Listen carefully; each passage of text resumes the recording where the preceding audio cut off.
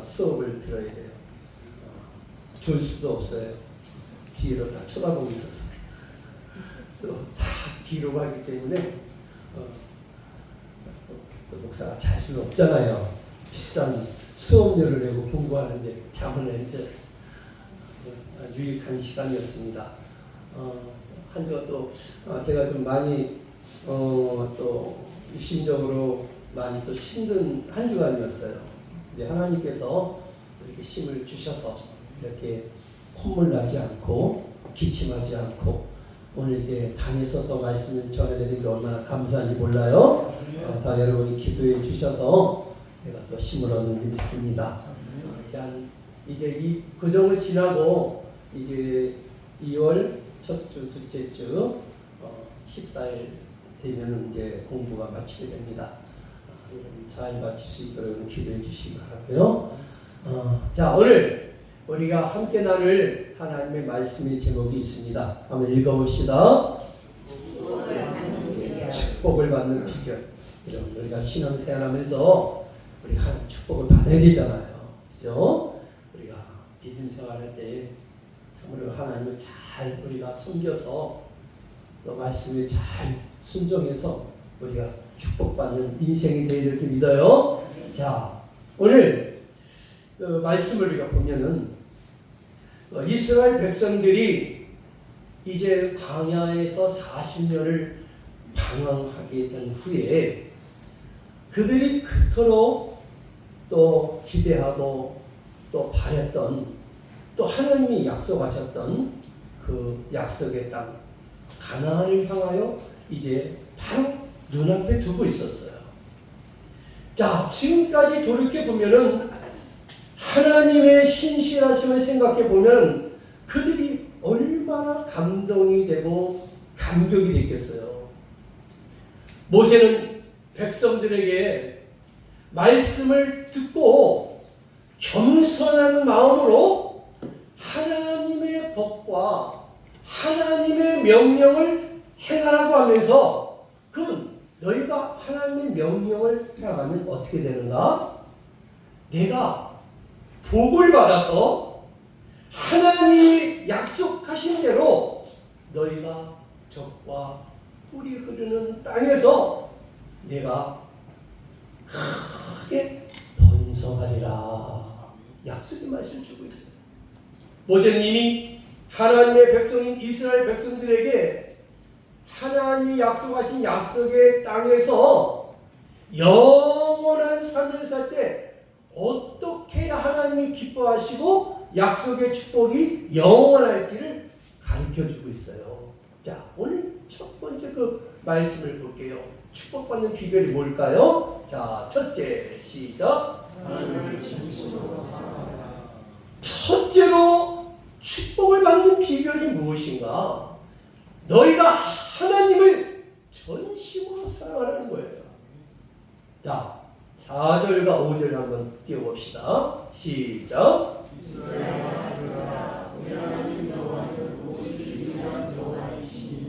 너는 마음을 다하고 뜻을 다하고 힘을 다하여 내 하나님 여호와를 사랑하라. 아멘. 여기 보세요. 이스라엘아, 들으라. 들으라는 거예요. 우리가 말씀을 읽다 보면 성령이 교회들에게 하시는 말씀을 들으라고 했거든요. 오늘 이 백성을 향하여 하나님께서 말씀하십니다. 이스라엘아, 들으라. 뭘 들으라는 겁니까? 여기 들을 대상이 지금 누굽니까? 바로 하나님의 백성들이에요. 우리 하나님 여호와는 오직 유일한 유일이 뭡니까? 즉 한 분밖에 없으신 여호와시니 너는 마음을 다하고 힘을 다하여 내 하나님 여호와를 사랑하라. 이 말씀의 뜻은 오직 하나님만 전심으로 사랑하라는 거예요. 여기 전심으로라는 말은 온 마음으로 마음을 다해서 내 모든 삶으로 그런 뜻이 전심을 하는 뜻이에요.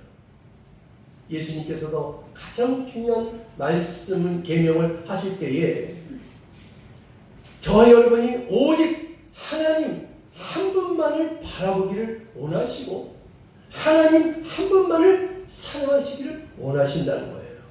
그 증거 구절이 뭘까요? 15절의 말씀이 나타나고 있어요. 한번 띄워보시죠. 15절 시작.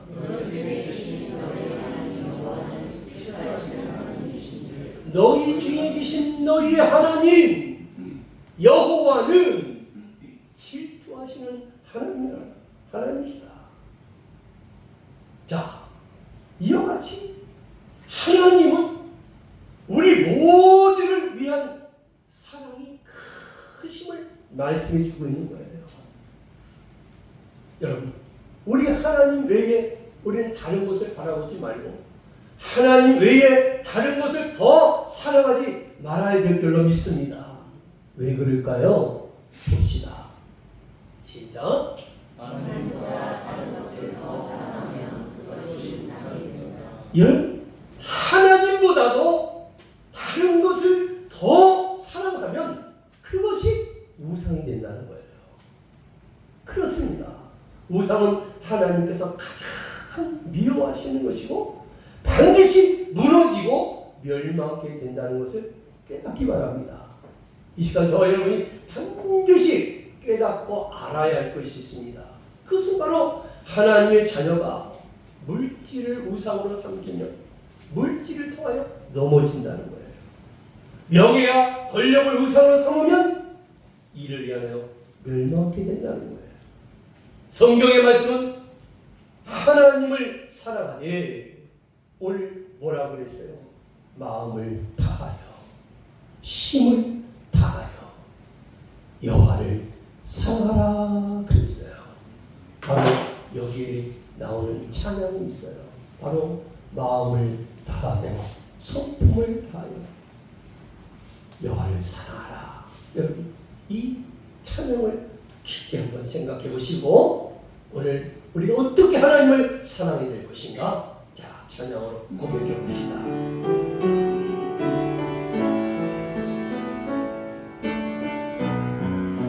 마음을 다하고 성품을 다하고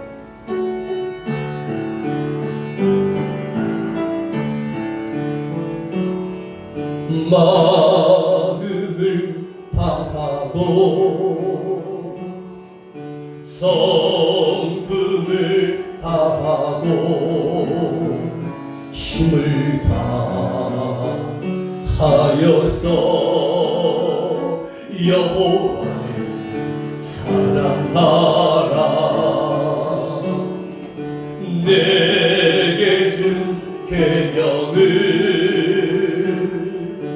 마음에 새기고 부지런히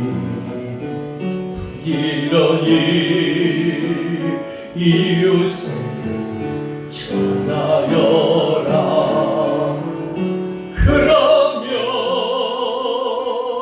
내가 짓지 않은 큰 집을 주리라. 내가 심지 않은 과실을 먹게 하리라.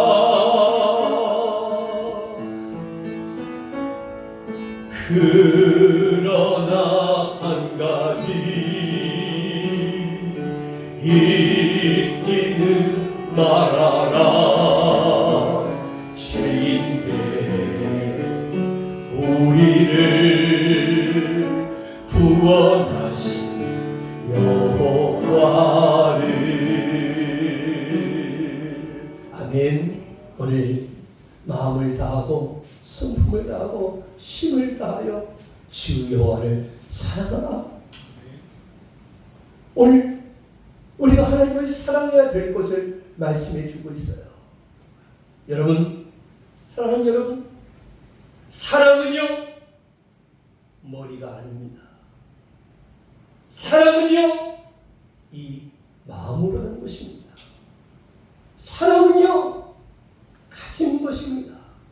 그래서 우리는 사랑을 표시할 때에 우리가 하트로 표현하잖아요. 바로 이 하트는 뭡니까? 우리의 심장의 모양을 표시하는 것입니다. 많은 성도인들이 하나님의 사랑을 느끼고 싶고 알고 싶은데 그것이 잘 안 된다고 합니다. 왜 그럴까요? 그 이유는 우리가 이 하나님을 마음으로, 가슴으로 하나님을 사랑해야 되는데 바로 하나님을 머리로 사랑하기 때문에 그런 거예요. 그래서 하나님의 사랑을 잘 느낄 수가 없어요.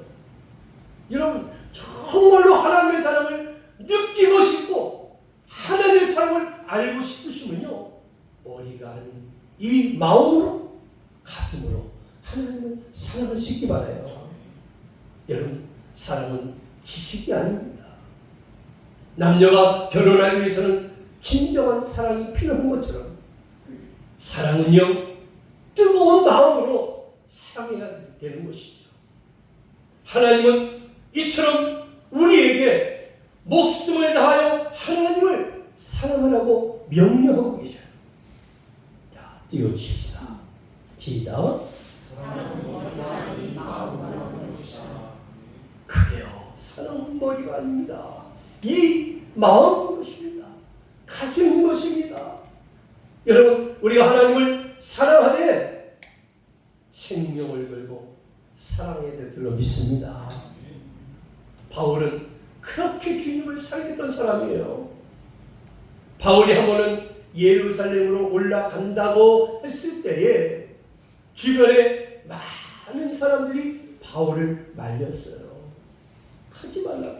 거기 가면 죽는다고. 가지 말라고 말렸어요. 바울은 이렇게 말했습니다. 이렇게 말하면서 올라갔어요. 자, 사도행전에 있는 말씀입니다. 시작.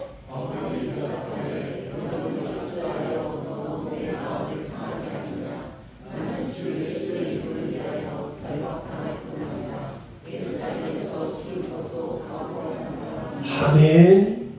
바울이 대답합니다. 여러분이요, 어찌하여 울어서 내 마음을 상하게 합니까?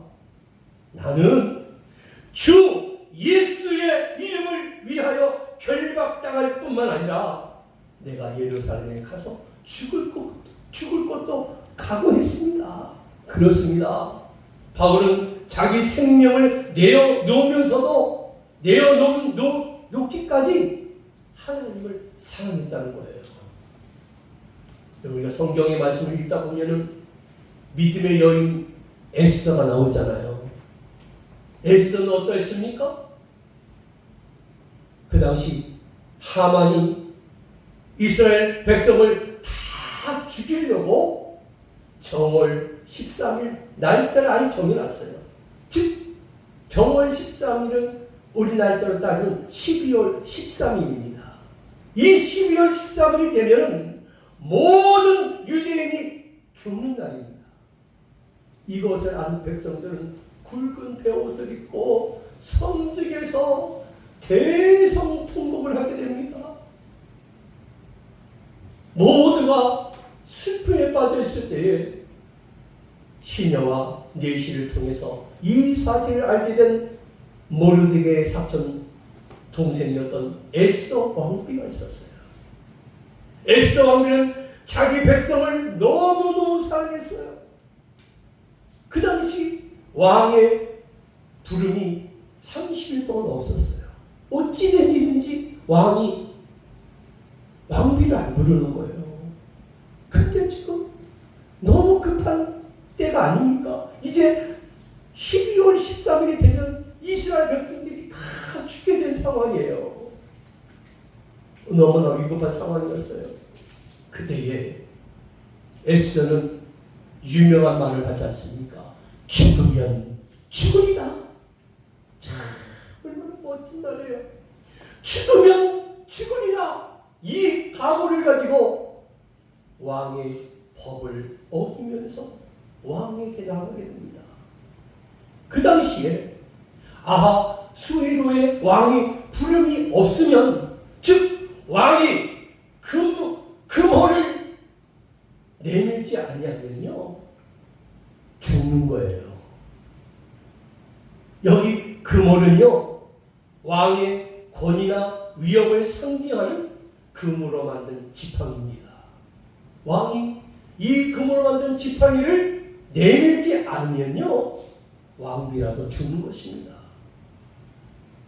그럼에도 불구하고 에스더 왕비는요 죽으면 죽으리라. 자기 백성을 살리기 위해서 왕이 부르지도 않았는데 왕의 법을 어기면서까지 목숨을 내어놓는 용기가 있었다는 것이죠. 그렇습니다. 함께 따라합시다. 진짜 사랑은 생명을 거는 것입니다. 여러분, 진짜 사랑은요 생명을 거는 거예요. 사랑하는 여러분, 우리 하나님은 우리를 어떻게 사랑하셨습니까? 우리를 사랑하는데 우리를 시시하게 사랑하지 않으셨다는 거예요. 요즘 말로 표현하면 우리를 적당하게 사랑하지 않았다는 거예요. 하나님은요 저와 여러분을 사랑하시되 자신의 생명을 걸고 사랑하셨어요. 어떻게 해요? 자기의 아들 독생자 예수 그리스도를 십자가에 비참하게 죽이시기까지 사랑하셨다는 거예요. 이것이 바로 우리를 향한 하나님의 진정한 사랑인 줄로 믿습니다. 주님은 십자가에서 피 흘려 죽으셨잖아요.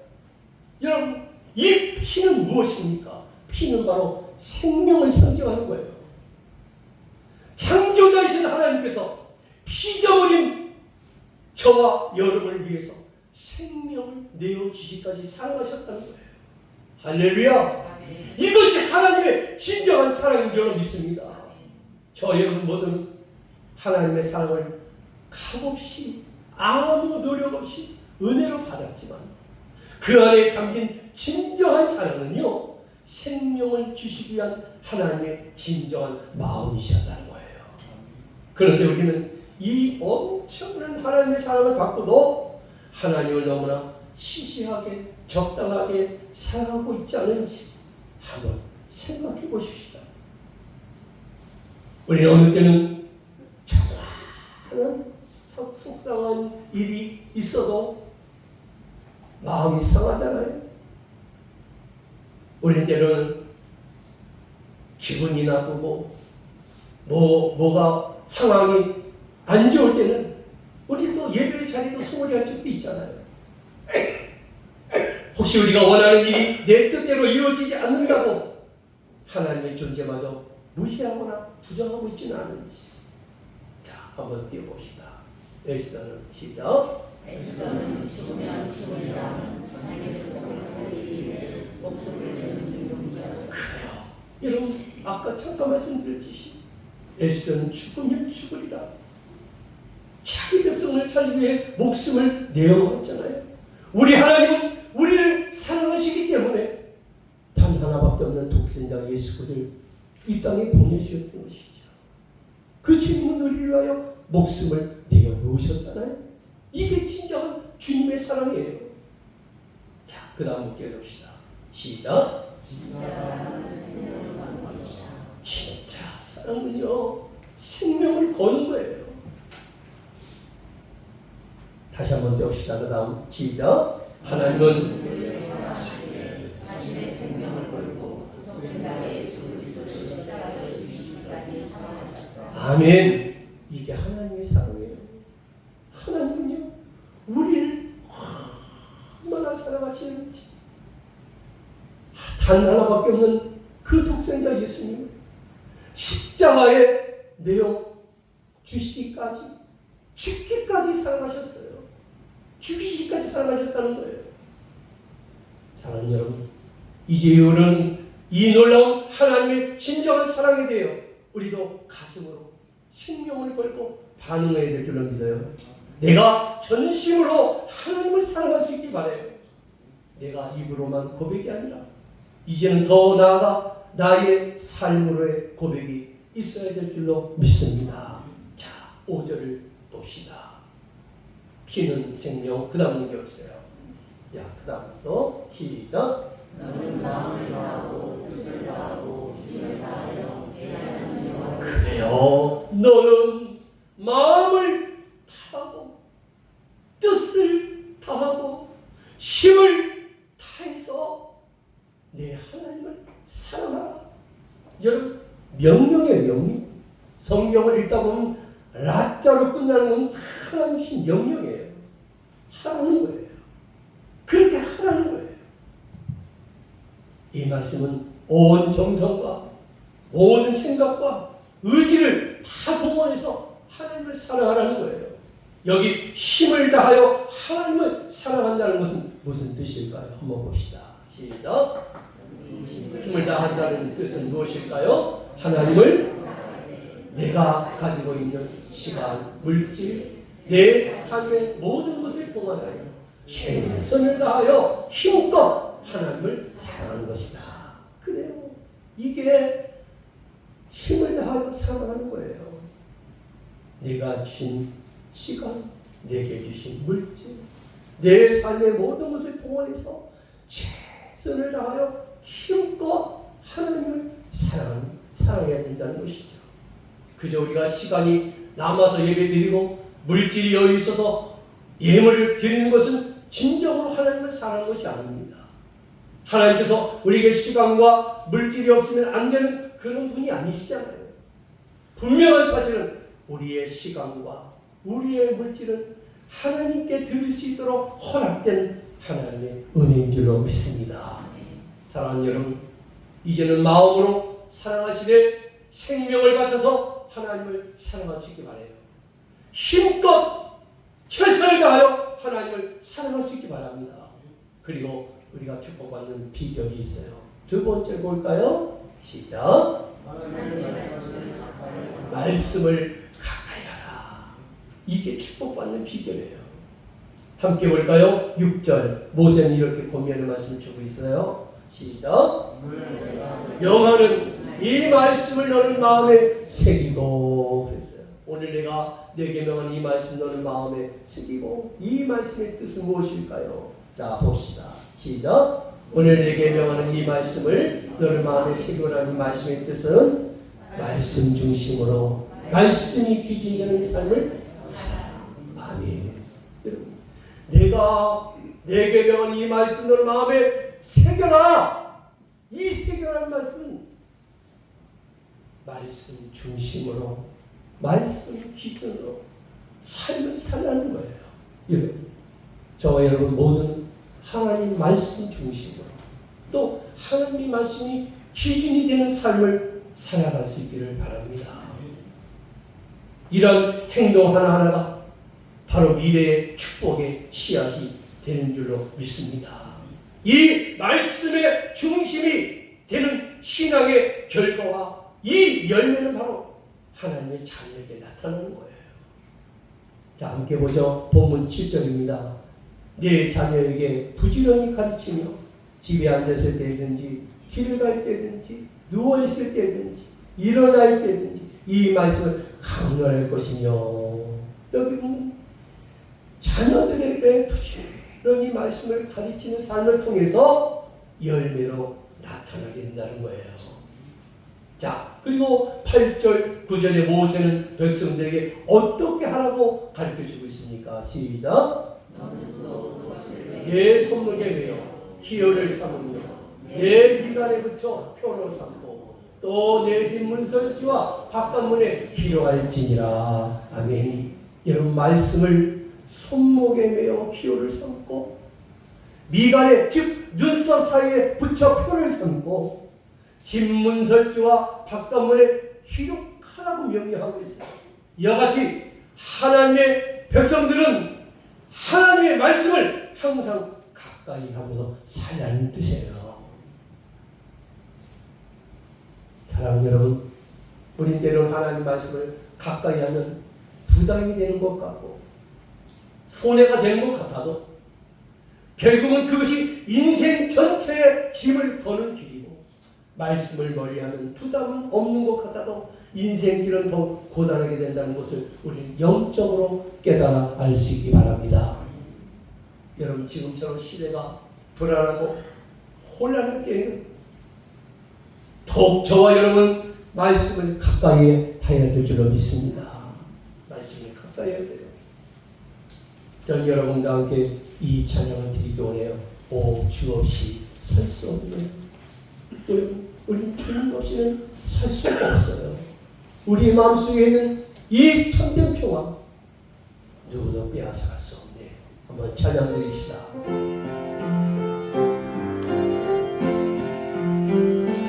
내 맘속에 있는 참된 이 평화는 누구도 빼앗을 수 없네.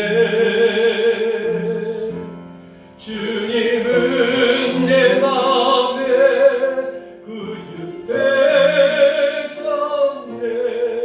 오 주 없이 살 수 없네. 오 주 없이 살 수 없네. 오직 주께만 구원 있네. 주님 없는 세상 평화없네. 오 주 없이 살 수 없네.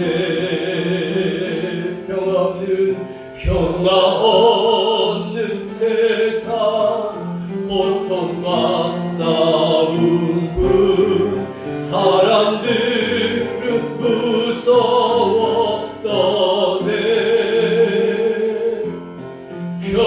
평화의 왕이 다시 올 때까지 죄와 전쟁은 끝이 없네. 오 주 없이 살 수 없네. 오직 주께만 구원 있네. 주님 없는 세상 평화 없네. 오 주 없이 살 수 없네. 아멘. 우리 찬양의 가사와 같이 세상은 그 어느 곳에도 참된 안식과 참된 평안을 얻을 수 없다고 찬양 우리에게 가르쳐주고 있어요. 오직 하나님의 말씀만이 참된 위로와 참된 평강을 누리게 해줄 줄로 믿습니다. 우리가 우리의 마음과 양심을 드리는 하나님의 말씀을 외면하면 불안은 떠나지 않고 결코 우리는 행복을 잊을 수 없어요. 그러나 아무리 환경이 불편한 환경이고 불안한 환경이라 할지라도 저와 여러분이 하나님의 말씀을 붙들고 살면 어떻게 될까요? 함께 봅시다. 시작. 자, 어떻게 될까요?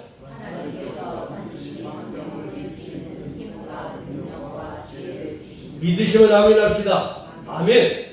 하나님께서는요, 우리가 말씀을 붙들고 살면은 그 결과가 있어요. 하나님이 어떻게 해주시는가? 반드시 환경을 이길 수 있는 힘과 능력과 지혜를 주신다는 거예요. 그래서 여러분 말씀을 붙들고 살아야 돼요. 붙들고 살아가야 돼요. 우리는 시대적으로나 문화에서나 통속 가운데 더 이상 정상적으로 기대하기 어려운 시대를 살아가고 있어요. 왜 그럴까요? 이 세상에는요 기준이 없어요. 그러나 우리는 단 하나의 분명한 기준이 우리에게 있는데 그것은 뭘까요? 바로 하나님의 말씀인 것입니다. 말씀이 우리에게 기준이 되는 거예요. 함께 볼까요? 시작. 그래요. 여러분, 우리는요, 말씀을 항상 가까이 하고요, 말씀대로 살려고 어떻게 해야 된다고요? 힘써야 돼요.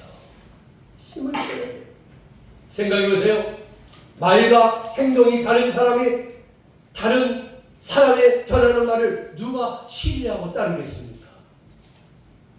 그러므로 말씀이 기준이 되어 삶을 살아가는 것이 바로 진정한 전도예요. 여러분, 훌륭한 전도 방법은 무엇일까요? 훌륭한 전도 방법은요, 여러분이 삶의 모습을 통해서 보여주는 거예요. 그것이 전도예요. 예수 믿으세요? 교회 나갑시다? 이렇게 얘기 안 해도요, 더 효과적인 전도 방법은요, 여러분의 삶의 모습을 보여주는 거예요. 여러분이 말하는 거, 행동하는 거, 모든 모습을 보여주는 거예요.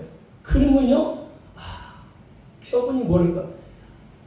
교회 안 나간 사람도 물어봐요. 교회 나가십니까? 물어요. 물은다니까요. 여러분, 이것이 생활의 전도예요. 이제 우리의 삶을 통해서 하나님의 사랑이 드러나고, 눈에 보이는 곳에, 눈에 보이는 모든 곳에 하나님의 말씀이 기준이 되었어요. 그 삶으로 하나님을 증거하는 복된 삶이 되어야 될 줄로 믿습니다. 자, 마지막 세 번째 축복은 비결이 뭘까요? 이제는요, 여러분, 저와 여러분이 하나님의 은혜를 잊지 말아야 된다는 거예요. 그리고 감사하면서 살아야 된다는 거예요.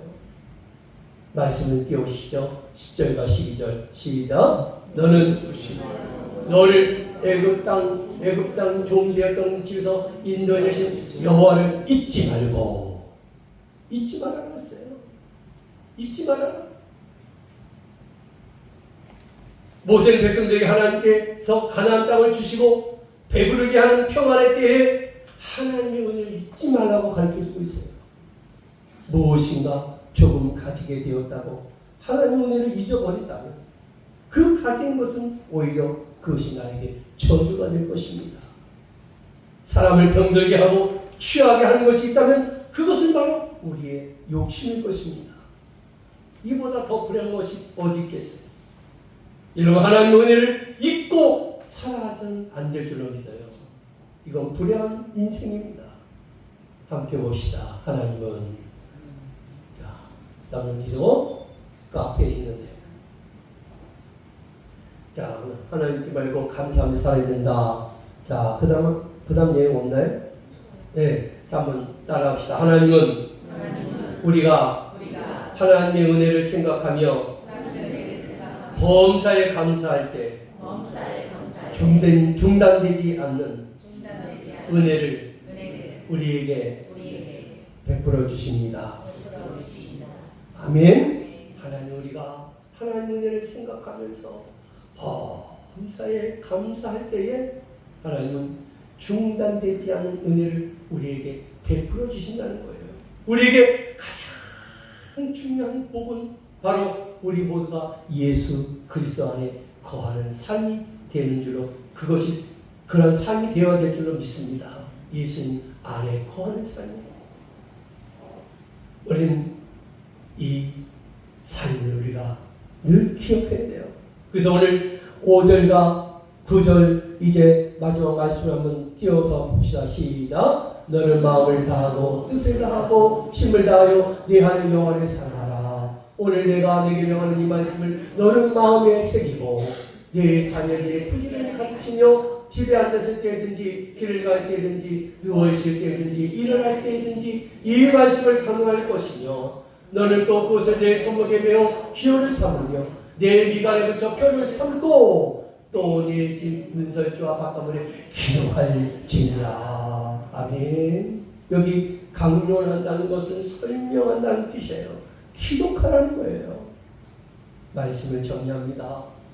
축복을 받는 비결은요, 하나님을 전심으로 사랑하되 마음으로 내 마음을 다해서 내 삶으로 뜨거운 마음으로 목숨을 다해 생명을 걸고 사는 것입니다.